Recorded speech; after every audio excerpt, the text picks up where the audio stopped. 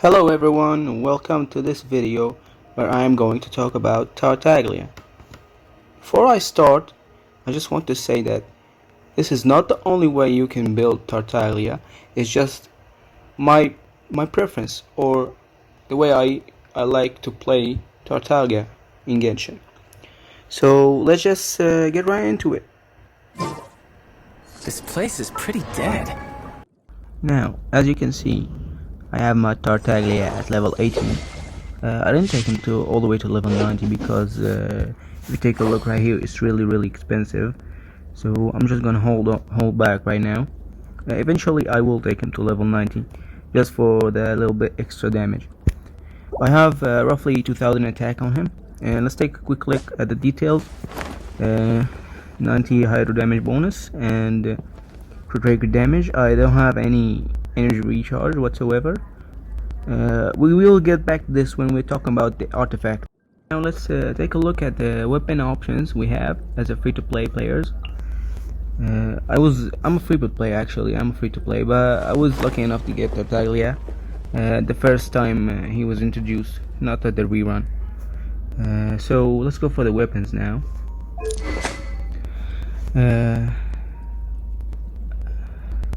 I did put the reticent hunt on him because I bought the battle pass once, and that's it. I did take it for the crit rate and for the cyclone effect, as you can see right here. It's really good with the Tartaglia. If you have it, or if you can buy the battle pass, you should get it because when you pop the elemental skill of Tartaglia, it's really good if the enemies are all clumped up. So this cyclone effect is really good. But there's other options. To be honest, Rust is one of the best 4 stars weapon on Tartaglia, and it's a really good weapon in general. So yeah, I would recommend Rust. And if you don't have Rust, you can go for the crashable weapon. It's also good because it's had that's the attack percentage as a substat. Also, you should keep in mind that this build is main DPS Tartaglia. So now let's move on to the talents. I'm gonna keep the artifacts for the last thing. So for the talents, as you can see, I have them at 886, but this is just the Tartaglia passive. It gives an extra level for the normal attack. I think you should, if you have the resources, you should take your normal attack to level 8 also, because the cooldown of the E, so you will be normal attacking sometimes. So yeah, but make it your last priority. So just focus on your E first, and then the burst, and then your normal attack. Yeah. Now let's move on to the artifacts. Obviously, as you can see, Heart of Depths 4 sets is the best set on Tartaglia, because the full set effect is really good, because you're always using his elemental skill, so you get that 30% damage increase, and you get that 15% hydro bonus also. Now I know farming for artifacts can be really hard, so if you can't put the 4 set Heart of Death, you can use the 2 set Heart and 2 set Noblesse for the burst damage. It's less efficient, less damage of course, but if you don't have time or you don't have resources to farm for artifacts, that's another solution. Now let's take a closer look at this artifact. For the flower, just focus on crit rate, crit damage, and attack percentage, obviously, as a substats. Same for the feather, obviously. I have really good, not that good. It's okay. Stats or substats on the flower and the feather. As for the sands, I choose to put attack because this is a main DPS. And for the substats, always crit rate and crit damage. Try to keep that 1:2 ratio to keep the optimal damage output.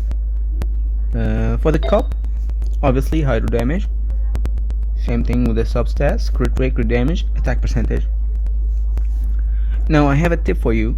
When you're farming your artifacts, since you need to keep that 1 to 2 ratio, keep your headpiece last. So if you're lacking some crit rate, just put a crit rate headpiece. If you're lacking crit damage, just put the crit damage headpiece. So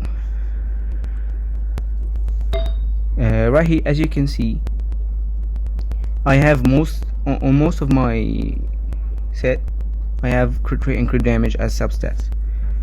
So a trick that you can use when you're farming for artifacts to save your resin, if you take a look at this artifact, as you can see, this artifact has 4 substats already, not like this. Or if we go down more, this artifact has only 3. So if you want to get a S tier artifact, you want to invest in the artifacts that has 4 stats from the beginning, and 2 of them are crit rate and crit damage.